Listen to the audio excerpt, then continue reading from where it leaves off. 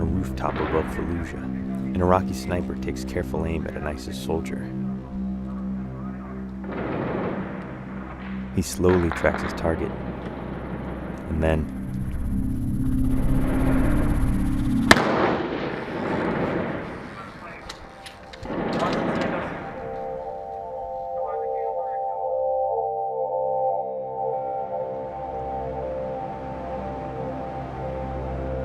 this is Falluja, Iraq. Nearly 300,000 civilians used to live here. Now, it's a ghost town. Some of the most iconic fighting in the American War happened here in 2004. What remains now is a grim and dusty symbol of seemingly endless violence and despair.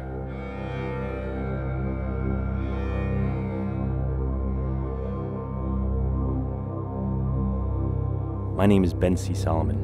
That's me in the front seat. I'm a filmmaker and journalist for the New York Times. Behind me is my collaborator and translator, Motez Majid Mohammed. Together, we spent a month this summer embedded with Iraqi fighting forces as they pushed into the city of Falluja, which had been under ISIS control for the past 2 years.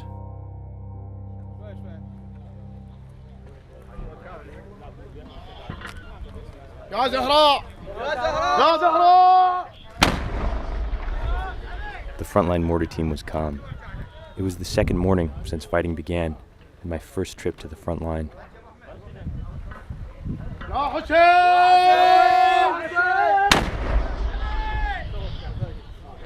ISIS fighters are close by, only a few hundred meters away.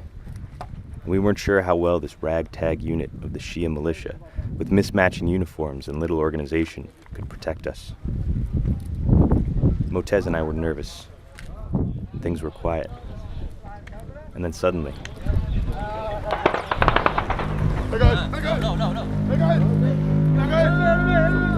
gunfire comes in right above our heads. You can hear the zinging of the bullets flying just past.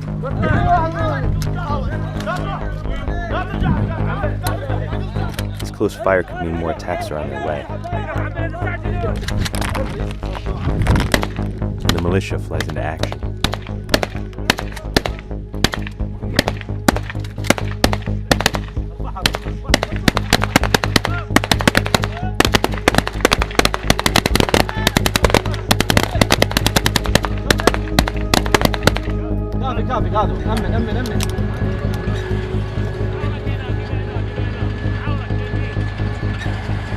Here we're about 4 miles outside of Falluja. Tanks, artillery, personnel carriers, and thousands of men are all coming together. Soon we'll advance into the city itself. In America, people talk of ISIS as a distant menace. But here, in this vast and hot desert, they are an army, and these are the men sent to fight and kill them.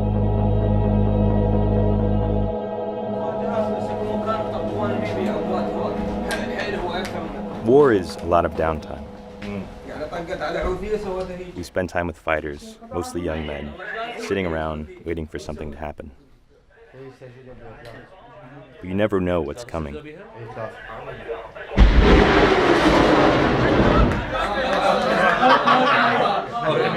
That's an outgoing rocket. These fighters are used to it and get a good laugh out of our reaction.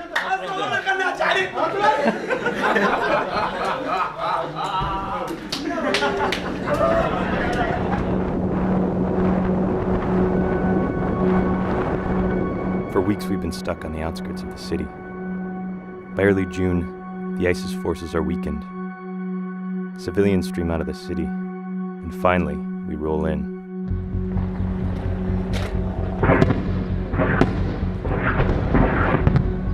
This is central Falluja. ISIS fighters are just a few blocks away. Artillery, jets, and helicopters are all firing down on them. It's an uneasy place to be.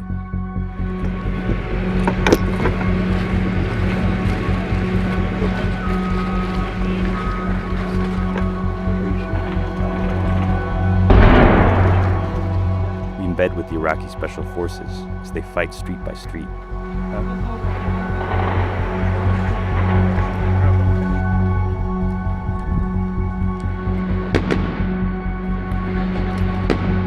Now is the most dangerous part of the fight. The ISIS fighters are making their final stand in the neighborhood of Jolan, the same battleground where Americans fought in 2004. It's a common ISIS tactic, leaving behind a group of fighters whose job it is to fight until the death.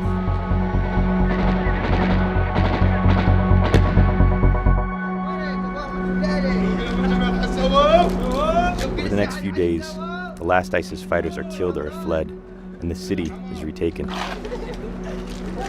Iraqi fighters are in the streets, posing for eager local TV stations with a captured ISIS flag, held upside down, a sign of disrespect.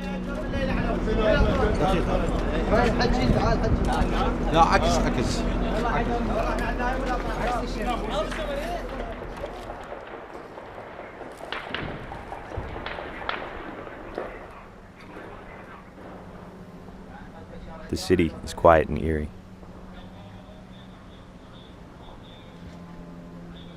The only signs of life are a few Iraqi soldiers roaming the streets, investigating what the enemy left behind.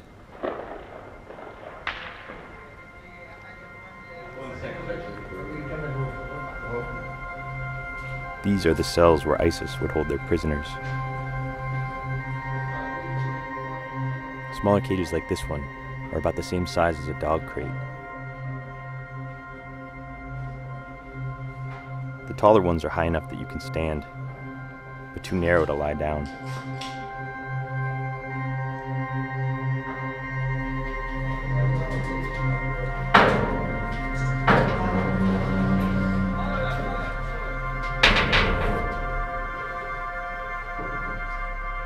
There's a thick smell lingering in the air. On the floor, bits of meat for the prisoners were still left out.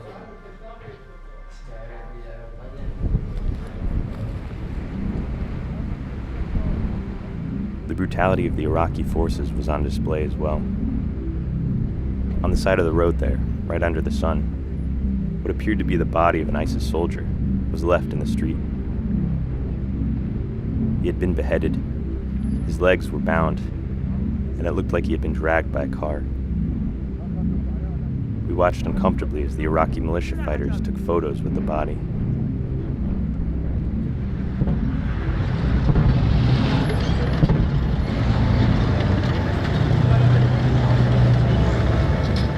The Iraqi military is in full control. And while the success of the fighting is exciting for many, for the civilians of Falluja, this is their life now. These are the Falluja refugee camps, built around 15 miles outside of the city, on the edges of the desert. Nearly 80,000 civilians have come here in the past week. It's nearly 120 degrees each day. There aren't enough tents or containers, so many families must live outside.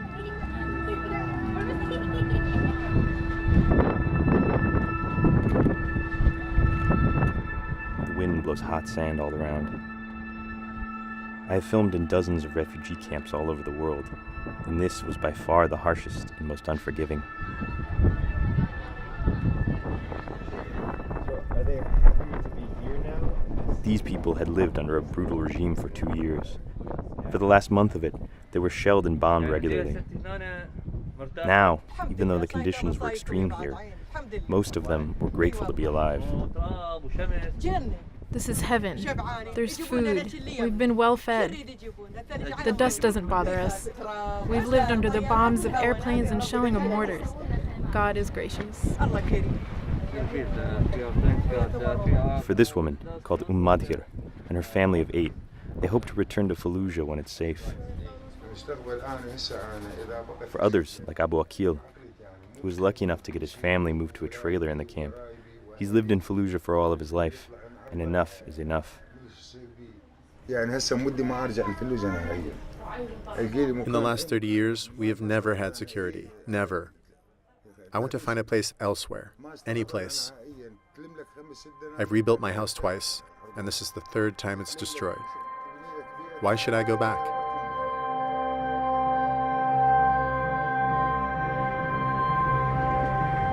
The Iraqis have retaken Falluja, But the fighting in Iraq is far from over. 13 years after the Americans came here, and 5 years after their last combat troops pulled out, violence and devastation are everywhere. As we ride past the wreckage and empty streets, it's clear that the future is bleak. This city is just one of many broken pieces in this fractured land.